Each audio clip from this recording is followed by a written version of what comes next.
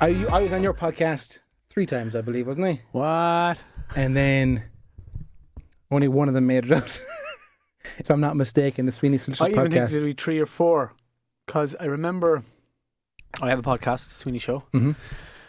I've been doing it for a number of years now. And we recorded one. And it was all about your business, and then the business closed down a day later. Yeah. Well, the first time we couldn't do it because we laughed too much. No, and do you remember? Yeah.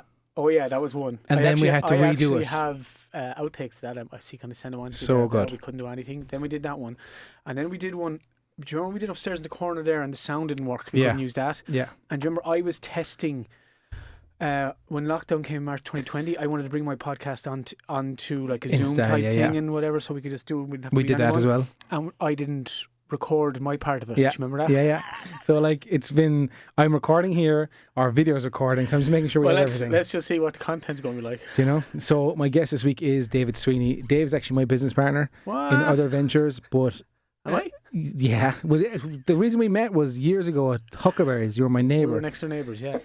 And Dave's just such a big fan of me, and it just kind of the relationship grew from there. Well, I was definitely a big fan of your donuts back then. I kind of had to cut all that stuff out in the last while, but those donuts were amazing. And now you own a donut truck with me.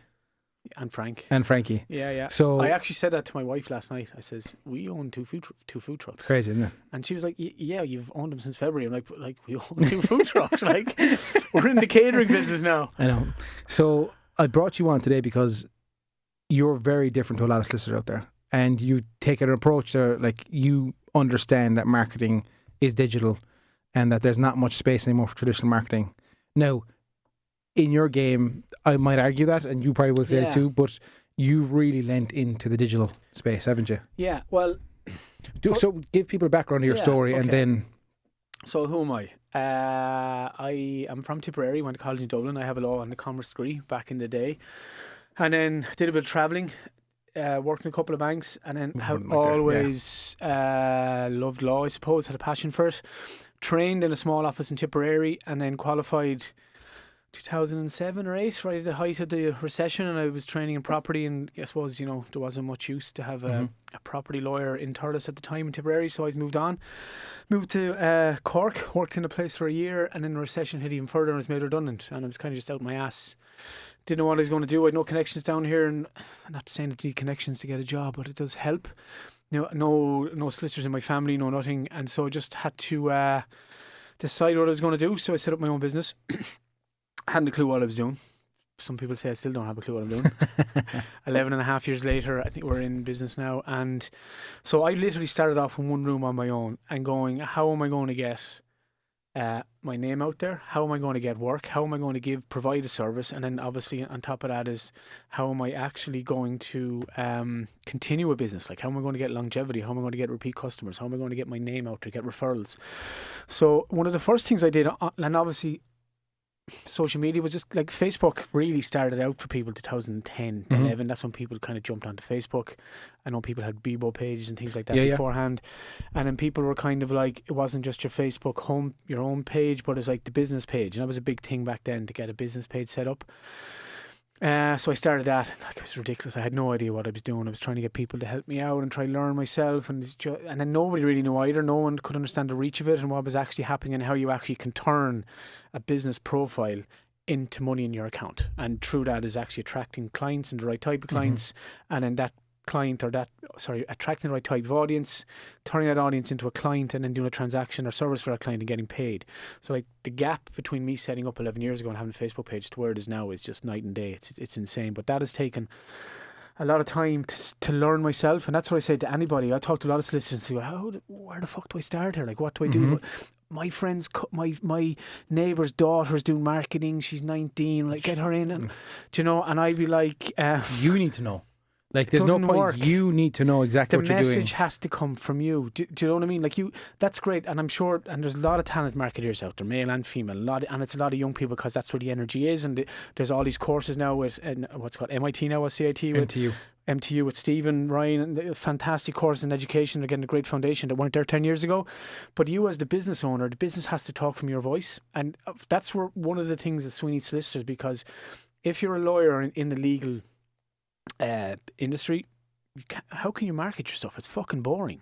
Do you know what I mean? It's ridiculous. How can you transfer, like, food is sexy, it's food porn, entertainment, all that kind of stuff. In my mind is saying, why can't I make law sexy? And why can't it transfer? Because all it is information, and how it's marketed and how it's packaged, how it's, how it's wrapped up. So going back to kind of where I set up first, had a Facebook page, kind of was getting a bit of business in the door, but not much. And then this thing where the recession kind of was starting to finish. This was like 2011 to 12 time, I think it was. And there was a thing called Fiverr Friday. So actually there was a website called, what's it called? When you buy the like Groupon, that kind of thing, is it? Those ones. There was a spin-off for one of those. And they approached me to sell something. I said, what can I sell? Like, we don't have products that we sell at service industry. So we started selling wills. So that's what I thought. If I could get someone in to do their will, then that means their will is in my office. I've give them a good service, and they might come back to me over time with a repeat service and referrals. So over the course of about 2 to 3 years, two things happened. One, I started selling wills, and then a thing called Fiverr Friday came out, where, like, it was on the Joe Duffy show. I think Prendeville did it here in Cork, where they wanted people to spend an extra $5 in their local community just to support small businesses. So I got on that. Got a bit of notoriety now. I got in a few national papers where we're selling wills for €5. That's basically what we're doing, just to get people in. Got a lot of flack of the legal industry, devaluing the profession and all this kind of stuff. But I just needed to drive it on. Yeah. We probably drafted somewhere around 2,000 wills. So that's a huge will cabinet we've built up, and so that's a bank of clients that come back to us to buy houses. Their children. We had two categories of people. One who made a will that was over 50 and had time to make a will, and the second category was like couples who had young kids and wanted to put things in place if someone, God forbid, happened, and had guardianship and all that. So as the younger couples got older, they started buying houses and come back for property, and as the older people who had the wills, their kids got older, they were referring in to buy houses, and so that kind of just naturally, organically grew out. And then Facebook happened, and then, like, I suppose Instagram kind of came around the last 4 or 5 years. And obviously in the background of this, and you know me and you are big fans of Gary Vaynerchuk, and so I kind of bought a friend of mine called Padraig. He had a photography company. His wife now has, and himself and his wife have this it's this natural serum. It's a beauty product up in Kildare. The name escapes me. It'll come back. His wife's name is Sonia DC. And so he gave me a Gary Vaynerchuk book about 6 or 7 years ago in the kitchen of my friend's house. And he's like, have you heard of Gary Vaynerchuk? I was like, who? Gary Vaynerchuk? Yeah. So he's going to Facebook. The minute you type in the GA, he popped up and got on, and I just consumed so much content. And that, like, just everything he ever did. And back then he was like, he just started the vlog. He was doing the Ask Gary V. He just started. He was coming out of the wine library days, all this kind of stuff. And, like, that's grand to consume content, but you have to do something with it. You know what I mean? You can't just sit down and watch Gary V all day. That's amazing. He's unbelievable, this fella. Yeah. Unless you can actually do it yourself. So then I looked at how can I transfer that into what I'm doing.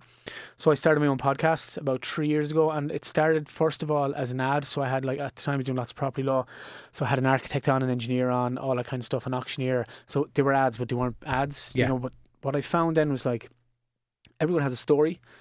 Everyone is more interested than I am, and if I just now it took me a long time to gain and I'm still learning how to interview somebody, because especially on a sound file, when you meet someone naturally in a pod, you want to talk to them, you're usually like, okay. That sounds terrible on a sound.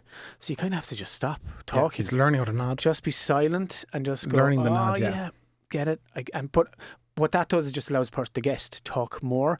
And then what I found then was I kind of moved away from that kind of core legal stuff, and I started talking to some people that I knew on Instagram, and had just, like, really interesting people on it, and that just the conversation, they all had their niche areas and their own expertise, and then from that the audience just built out. But what I did was probably smart in one way and not smart in another. It was smart for Sweeney Solicitors because I just brought all the audience back to my webpage. So the webpage holds all the podcasts, with 60 of them there now, but I never grew in kind of YouTube or anything. Do you know what I mean? So it potentially, maybe that's something I can do.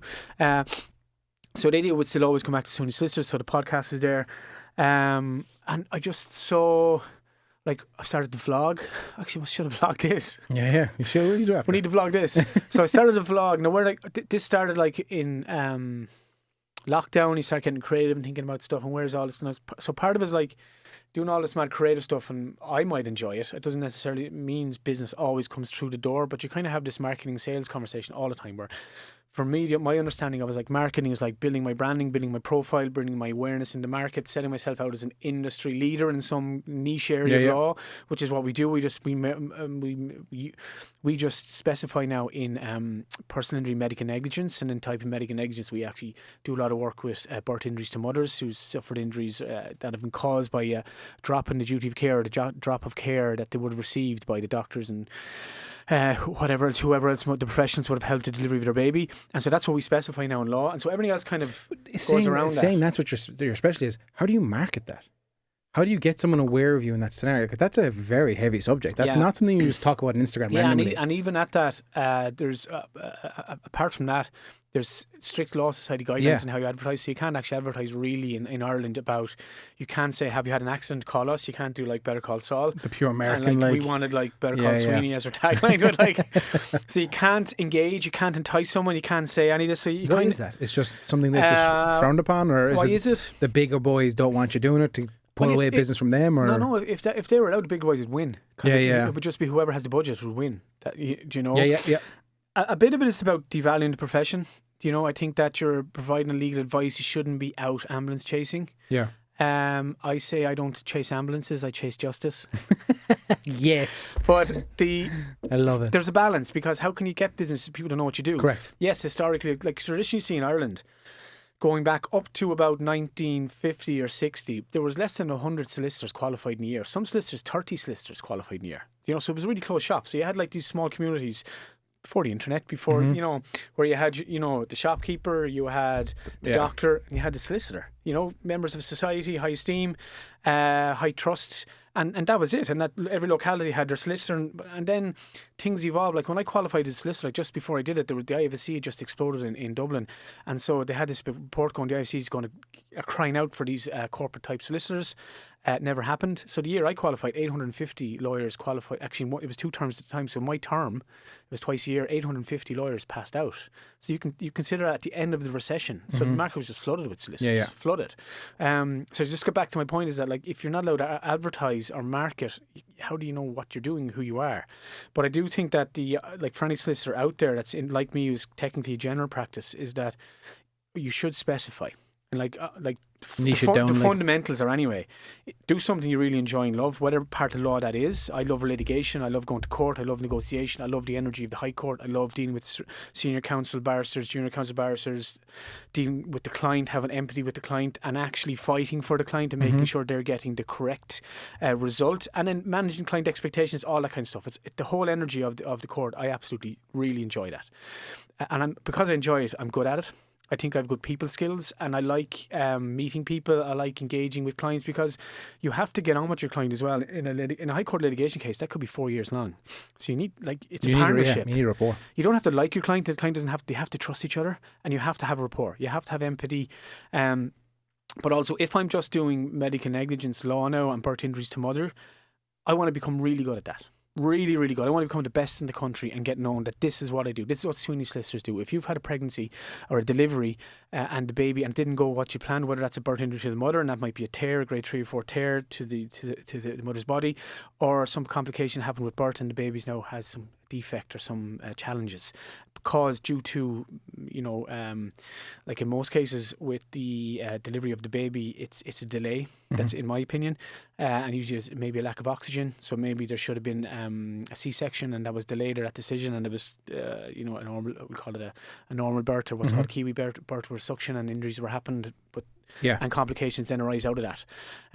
So that's what I want to do. But if you're doing something that you enjoy and you're really good at it, you're going to get a good name for it, because that's all you're doing, and you become really good at that, and just exponentially, that's the person that does that, or that's the office that does that. So if you're like a conveyancer, if you're corporate, if you're whatever else, if you focus on that, that's marketing in itself, because word of mouth is the best market you can get, and like you can have, especially in your industry, Google reviews, all that kind of stuff. And then, but the legal profession itself, like they've done, I've read surveys on this, that of all the industries to market and advertise, and inside in all the industries, personal injury law is the toughest in the world to market, to get clients in the door. It's the toughest to get leads. So the way I do it is that I don't really focus on that part of it. I focus on what we're about and who I am about, and showing more of my personality. because I think there's a perception that solicitors are quite stuffy, Yeah. arrogant. I don't know. Not Maybe arrogant. that's. I was going to say stuck up, but that's the wrong but word I as think well. it's changing like, as well. Yeah, I think it's changing as well. I think obviously the fact that like in Ireland, you can go to college and not pay fees since the 90s. You know, that's a big thing. So people have access to further education that mightn't have done it. Like myself, Yeah. I wouldn't have gone to college probably if my fees weren't paid for. Yeah. And that gives you options then when you leave college that you want to get on the road of becoming a solicitor. And also the market is open, so there's more solicitors out there. But and then in that adds to more competition. So how do you actually define yourself outside that? Yeah. But personal injury law is really hard thing to market. Really, really hard. So break down your week marketing wise. Is it 10 hours? Is it 15? Is it 20 hours for marketing? Like obviously because you're now. Do you know that phrase? The big thing you've done is the 4-day week. Everyone's in sales. Yeah. We're all in sales. Obviously, we're yeah. all in marketing. Yeah. All the time. Everyone is. Yeah. All I the completely time. agree. But All like the time. you've got some notoriety in Cork and around because you're doing the 4-day week with your staff. Yeah. So you've taken a day off, but obviously the staff are happier, productive is way higher. Like, just we can delve into that small if you want, but where do you fit in the time here? Because obviously Monday is set to litigation or whatever it is. Tuesday, where is this? Where do you sit I go down? home every day at 6 o'clock. I do nothing in the evening because you have two children. And family. And that's it. I'm full on, a hands-on share. My wife is, and that's like we're a family. But I have to when I go home, I have to be present. So I have to leave everything at the door. You can't just go. I'm here. Sometimes when you have a phone and you're like, Jesus, you're on your phone all the time or whatever else. And it's very hard to leave that. But I think we're marketing all the time. It's a 24/7 market all the time because people now obviously you can. If you're talking about posting, you can look at times people are on their phone when it's most active, and for your own time, for your own page where you might be best opting to post for your own audience. But everyone's on the phone all the time, and like goldfishes now have more of a time span, memory time span than humans. Yeah, now, you know. So where do you get the time? I think it's called like, I know everybody's saying they're busy. I'm so busy. My calendar's full. I'm busy. Do you know what I mean? Yeah. Have you seen my calendar? I'm so busy. Yeah. But are you productive? Mm-hmm. That's the question. So like, are you productive? You can be busy but not doing anything. And I have just a days busy where fool. I'm fucking, excuse my language, but I have days where I'm extremely busy but I feel like I'm doing nothing. And then I have days where I just do two things. And they've been two things that I wanted to get done for a long time. It's a chunk then out of my day. So I look at like what's called time optimization, where like I look at my week and my day. So like most Sundays I plan the week ahead, but I also then every night I plan the day ahead. So I'd have like, and I easy, like there's an app called Annie.do where you can schedule stuff and sync to my calendar and Outlook. Okay. So my appointments pop up on that, but my tasks pop up and you can clean it out. So like that's empty there now. Beast mode, but it's a hard thing to do because somebody's just leave them there and of course I must do that. But then every night then, like last night I would put, because today's like, to talk about the 4-day week, like COVID taught everybody a lesson, I think, or it allowed people some time to catch a breath and step off step out of the rat race a little bit and then question what they're doing and look at what they're doing. And like me personally, I was doing too much. And the enjoyment was going out of it, and then you get pressure, and then your health starts to suffer and everything. And it's like a knock-on effect, and then you start bad diet and no exercise, and a glass of wine, and then but you're on the phone of a night time, you're trying to catch up at work. And it's deeper and deeper, so you just have to break the cycle. So for me anyway, fitness is a huge thing for me. I bought a bicycle there 6 weeks ago. I did my first 54-kilometre cycle on Saturday. I thought I was only going to be 50. I don't know. They made me do 4 extra kilometres. Anyway, I want them back. But I enjoy that. I'm on the fitness buzz again, do a bit of swimming and one or two other things. But that all fits in as well. And like, if I want to do some fitness, I block off an hour in my day to do fitness, in my office day. I don't fit that into my family life. That has to fit into my lifestyle. Fits into my routine. Doesn't fit on top of it. Okay, so that's at 11 o'clock to 12 o'clock. I'm going swimming. I'm going doing 2 something and 3, else. booked in, no appointments, whatever it might be. I'm up in Brookfield there, 25-metre swimming pool, and up by UCC. It's brilliant. It's up right beside our food trucks. So I can eat all these toasted sandwiches and donuts and go for a swim and not feel guilty. Then. And then like every evening I would look at night time, look at my day the day after, and then you're kind of looking at. Because as a solicitor, there's this high concentration. Lots of stuff you're doing is like it's like, some days it's like doing an exam every day. You have to read a lot. You have to study a lot. You have to you're involved in a lot of if we're in medical negligence and birth injuries to mothers or babies, like we're suing the HSE. So you're suing the Irish government. Like they don't like to be sued, and they also don't make it easy for you. and it's a fight. It is a fight, and like it's. Now, I've good colleagues and solicitors who defend actions on behalf of the State Claims Agency and all that kind of thing, and they're great colleagues, but they're representing a client. The client is the government, and they don't bow over. And like all those stories you hear about, like the cervical cancer, and they're waiting for people to die, like that's true. Yeah, that happens. Like it's crazy, it's insane. Like all those cases should have been settled from day one. Like there's no liability question. Like. They missed the smear test for all that. We're not getting specific cases, but so what they do is, as a tactic, they just delay the process of the court because they know the person's terminally ill, and if someone dies, the claim dies. There is some reward in it, or award to the family, but not much. Like covers expenses and small special damages. So like that's a tactic they do. Yeah. So like, and that's extreme as a solicitor as well, to have that weight on your shoulders. But how do I fit it all in? Yeah, I just plan and I work off my calendar, pretty stringent. Everything goes in there. Like I'm also a notary public, so I sign stuff for people and witness stuff that needs documents. You schedule the day out properly, yeah.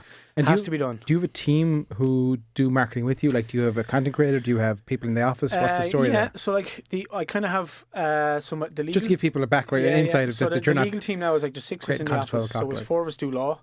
And I have a bookkeeper and a marketing person. So I have a really good marketing person. Her name is Natalie Tobin. Okay. She loved the shout out there. So she's doing content with us. I would say Natalie's with us 2-3 years. 3 years, maybe. I'd say, yeah.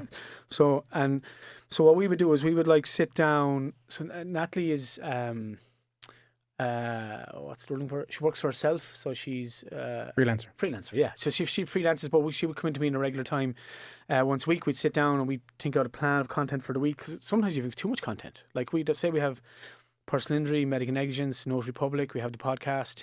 We have the day-to-day stuff. I do a vlog with the podcast. Like at a time there, we're overposting, and then that can happen. And a lot of times as well, like from my point of view, you can be quite addy. Do you know what I mean? Yeah, contact us, ring us now. As Gary Vee would say, it's right hook. Yeah, no do you know jabs. what I mean? What value you're giving? Like, so that's why when I started the vlog, I started the vlog out of boredom last year. No, started this year, lockdown 2 or 3, and I was like, fuck it, why not? Like 43 years of age, why not start a vlog? Yeah. And so got into it doing the day to day, then stopped it, and then I realised part of what I was doing was I had no consistency. Like, so I do something for 2 months or a month and go stop it, and I got a huge amount in off that, or like a lot of profile there, and so I just said, look, I'm going to do 1 vlog a week until Christmas. So I do every Wednesday. It's out in the morning. So I did vlog number 10 there, just gone, and the vlogs change every week. So some of it might be like I actually up in the food trucks, notary, lifestyle stuff. It's more you and your personal brand than Sweeney Solicitors. A bit. Now, look, I tell you, some days it's hard, but I want to not force myself to do it. I want to commit to it because I think it's tough, man. The more and more you do these things and put yourself out there, and this would be my advice to anybody that's content creating and starting out, opportunities come. They come, but they come from where you don't expect it. Because you could think, I'm going to put out this vlog today, and I'm going to just talk about birth injuries to mothers, medical negligence. That's all, and you get nothing. And then you might do a vlog in 3 weeks' time about some random thing, altogether. But someone's sister might have just had a baby, and she's in a really bad place.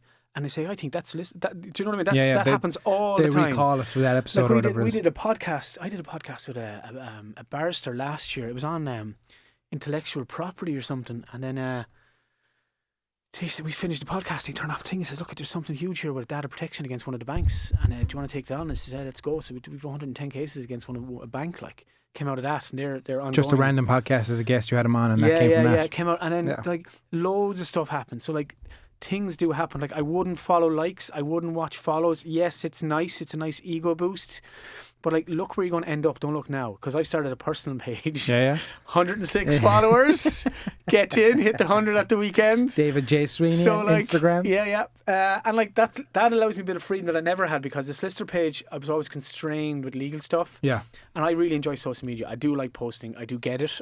Some of the stuff is interesting. Some of it is not. And I get that too. So my personal thing now is just I want to kind of build that as a brand. If I can. Like, I have 100 followers now, maybe I might have a couple of thousand if I keep at it. But the only way you get that is having interesting stuff, having a bit of consistency, and risking. You have to risk as well. You have to put yourself out there. Like, your reels at the moment are phenomenal. Yeah, thank you very much. Phenomenal. Like. Good crack, like. And that's it. As you said, like, I'm just building content. Like, I didn't know what to do with my page. I'm like, I have 5,000 plus followers. Yeah. What am I doing here? Like, obviously, I want to show the trucks. I want to show food. I want to show what I'm doing. Yeah. I love comedy. I love doing comedy. So I thought, fuck it, I'm happy to do reels. Yeah. I'm just going from there. Yeah. And as you said, opportunities have come up. Yeah. That you've talked to sponsors, this kind of stuff. Yeah, It just all come from these people having a laugh, going, great video, man. Do you have a sponsor for this podcast? Speaking of sponsors, what a lovely segue, David. Delighted to announce that the West Cork Beer Company is our new sponsor for Content is Huge King. news. Congrats, Jay. Huge Thank you so much. Well It's good done. crack. You're on your Colin way. and the team Congrats. are amazing. And we are delighted to have them on board. Beard-wise, I need to grow one. I would love to grow one. I think I'd grow with a beard. Jules doesn't want me to grow a beard. You used to have a beard, did you? Can't do it. No, I can't. never do did it. No, I did it once. I tried it once. Does not But work. it doesn't patchy, or what's the crack? Or it's yeah, not itchy, or what? it's just not me. No, I Just just not you. can't do it. And then again, solicitors, you want to be clean, you want to look good. Yeah, I'd love to have a beard, and actually, I've seen people and there's some nice beards out there. No, it's just not for me. There's a big beard craze on at the moment, isn't there? The last couple of years, like Yeah, hipster. but especially lockdown. Like, Yeah, that's where I grew a yeah, mustache yeah. from. I was like, Yeah, I want to grow it out. I did it from November one year, and it just stayed. So what is the West Cork Beer Company? What do they do? Who are they? So we're about the West Cork Beer Company are based in West Cork. They make handmade oils and balms for beards. They amazing empty. product. Yeah, no, they're gift boxes. They're doing up for Christmas. So nice. beard butter, beard balm. They have combs, like proper. Like Colin knows exactly what he's doing. Like the product is phenomenal. The branding's phenomenal. Irish, support local. We do thank you for having him on as a sponsor. We really Looks appreciate amazing. it. And you know what? If your man does have a beard and you find it a bit itchy, this stuff will soften you up. Like, it will soften the hair up. It just great gifts as well for dads, Wow. for grandfathers. Like, it's great gifts for Christmas. Check him out, the West Cork Beer Company on Instagram. Give him a follow, all the stuff. Check out Colin. Actually, that's really nice packaging, isn't it? It's so good. You can feel it. You just It's know. quality. Like, we went through a lot of conversation with packaging for our own product, for the donuts and for the sandwiches, and like, It's quality you get packaging. what you pay for. But I know 100%. there's a convenience thing, and it's like, well, food is different because it's consumed so quickly, and like the amount of time it actually goes from the Sure, the truck hours we to spend consume to the bin. discussing boxes. But like, this is amazing. Yeah. Well done to the West Cork Beard, and well done to you. That's Yeah, class. we're delighted to have them on board. Do check them out. I want to jump back to your personal before we go there. So, in your personal brand, what's your goal there? Is it just to build who you are as an entrepreneur, your several businesses, or what is it? Is it to gain notoriety and drive traffic to the solicitors, or what's the? I suppose part of it is also. And how are you doing it as like- well? Huh? How are you doing it as well? So, I like Instagram stories. I started to use Reels. Put out a reel last week of us when we were discussing the thing. It hit, and like it takes a bit of creative. Now, hit for me is just like whatever audience I get is comparable to other people. Well, but as you said, you have 100 followers. You made a reel. You have 3,500 views now. yeah, So yeah. that just tells but you, that like- tells me something as well. You know that there. Well, I was in the reel. That's why I did that. But I'm just saying that. What am I doing now? Okay, right. I think first of all, I enjoy social, and it's a good outlet for me just to I test think things, it's very put stuff important up to out like there. social if you're doing this stuff. Yeah, and like I'm not doing that. Ultimate for me, like I love podcasting. I love interviewing people. I haven't done it. The podcast stopped there last April or May. I took a break, but it's back on now. I've actually got some excellent clients, guests coming on because it's all about the guest. It's all about something that's interesting. But since lockdown since March 2020, what I actually focused on was just talking to solicitors and people in the legal game. And I really loved that because a lot of the time I knew what they were talking about as regards business-wise, especially people who had their own business. But then, like, there's no outlet for solicitors. Like, there's no one to talk. There's not on a casual basis and like. But there's not platform. many people would be able to connect with you in that scenario because you can't go home and just talk about work. Yeah, but because you're like, not even that, but like solicitors, like they get a bad rap. Do you know what I mean? They do. They get bad press. I remember when you used to do Facebook campaigns and you were obliterated with comments and people giving you utter hate. Loved it. You loved it. You used to run into the donut shop and go, Jay, check this out. And it just, you get I did love it hate, because you get it's the engaging, trolls. but you do. You know, some of it, like. But they were DMing you, they were hitting your Facebook page, but that's what like, you just deal with. Like, why would you write that stuff on someone's page? Like, I know. That's I have empathy for those people because, like, where are you in your space to be thinking like that? What, Yeah. What? Yeah. And then, like, it was very funny back then, of course, like 6-7 years ago when that was happening, and then you click on the person's profile. And the job or employment was always full-time mad bastard. Remember that used to be a thing? Yeah. So there's something wrong. Like, you're like, okay, like I was worried. Now I'm like, anyway. But so like the personal page, I would love. This is and this is part of building the vlog. So part of doing so many podcasts is you get experience at it and the skill of doing it, skill of interviewing, enjoying the media, enjoying communications, enjoying vlogging. Is that I'd love my own radio show or TV show. I think the law has to be brought mainstream. Like you look at now, finance is there. You know, you have like Owen McGee's at his name, and Eddie Hobbs is previously doing that. Like, why is Dermot Bannon so popular? He's just. Are you talking like a Joe Duffy scenario where they call in with a problem and you kind of advise them? Part of that. The other side of it would be like you could have like people need to know what's family law about? What if my marriage is breaking down? I'm afraid to go to a solicitor because of the cost, because you can't get legal aid, or what's happening here? You know, what options are open to me? I'm not talking about giving legal advice here because that's obviously very. I'm talking about an interview type show, a show where like you could have immigration law, you can have criminal law, you could have like there's so many really good solicitors out there that wouldn't be just me for like the 30 minutes or an hour, whatever it might be. It would be an engaged program focusing with law and making law accessible, making law sexy, but being really informative and really driven to kind of give someone value, exactly, and be entertaining. And not just be like a solicitor behind a desk all the time. Yeah. Do you know what I mean? And like, part of like my personal pay is a bit of fun. That's all it is. It's your family, it's your day to day, it's what you're doing. And I want to drive some more stuff with the trucks, and it's a bit of crack, and I'm robbing all your content. That's all good. I'd send the pictures of the group I've taken of the trucks and go, what do you think, boys, messing around? And within 2 minutes it's on Dave's personal page going, lovely sandwich. I do give you the credit sometimes. But like, where's it going? Like the opportunities are endless, and like this is why, like, I share a lot of stuff with our solicitors. Like, I would help anybody who wants to get set up or do something, because going back to my comment about specialising, don't try to do everything all the time. If someone just wants to do, there's a guy who's in college with, Stephen.